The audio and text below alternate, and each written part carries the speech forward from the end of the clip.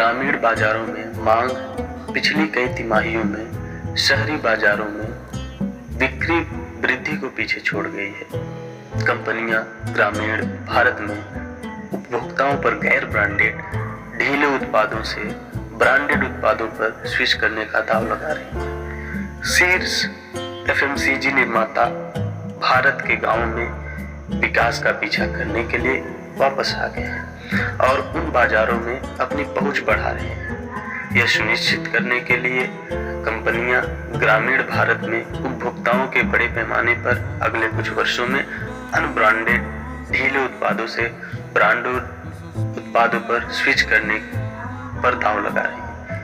यह उन्हें भारत के गांव में अपने साबुन, शैम्पू, बिस्कुट, पेय पदार्थ और पैकेज स्टेपल बेचने के लिए जगह देता है, भले ही कम कीमत पर।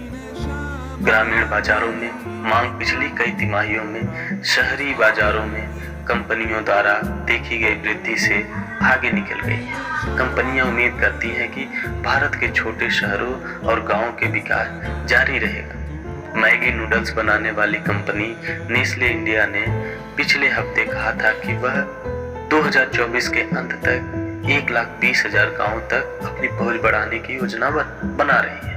नेशनल इंडिया लिमिटेड के अध्यक्ष और प्रबंध निदेशक सुरेश नारायण ने कहा, 2017 में यह देश के लगभग 1,000 गांवों को कवर कर रहा था। 2019 में यह संख्या लगभग 89,000 तक थी।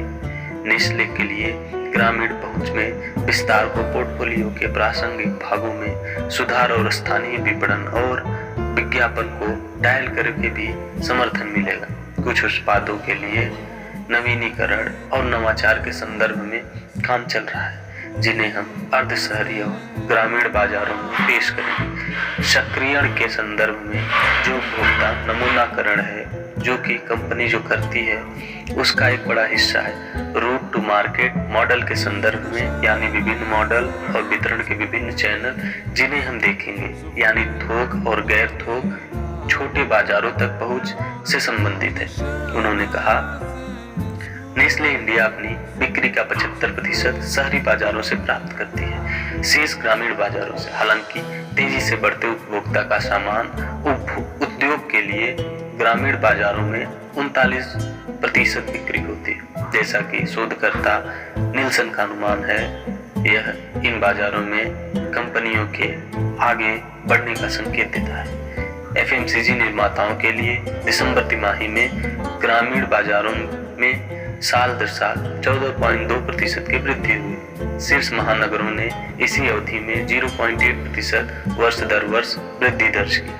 नेल्सन ने सेक्टर के अपने दिसंबर तिमाही के आकलन में कहा, नारायण ने कहा कि अगले कुछ तिमाहियों में ग्रामीण और अर्ध शहरी भारत के शहरी बाजारों की तुलना में ग्रामीण क्षेत्रों में वृद्धि के साथ समय के साथ अधिक लचीला होने की संभावना। कमजोर मानसून और कम आय के कारण ग्रामीण बाजारों में कोविड से पहले की वृद्धि रुकी हुई थी, जिससे अधिक खर्च करने के लिए उपभोक्ता प्रवृत्ति प्रभावित हुई।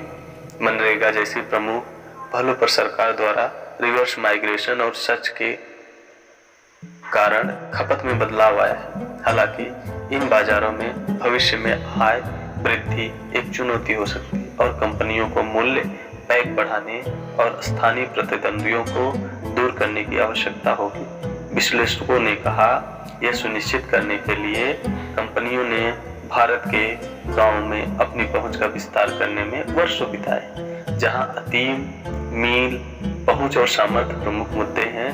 लेकिन चूंकि शहरी बाजारों में कोविड के कारण हुए व्यवधानों को ठीक होने में समय लगता है, इसलिए कंपनियां गैर महानगरों में अपना पहुंच बढ़ा रही है। एफएमसीजी कंपनी मैरिको ने गांव में स्टॉकिस्टों को जोड़ा है और अगले कुछ वर्षों में इसका ग्रामीण वितरण नेटवर्क 20% का विस्तार कर सकता है। Sanjay Mishra, chief operating officer India sales और chief executive officer new business, Marico ने पहले मिनट को बताया था।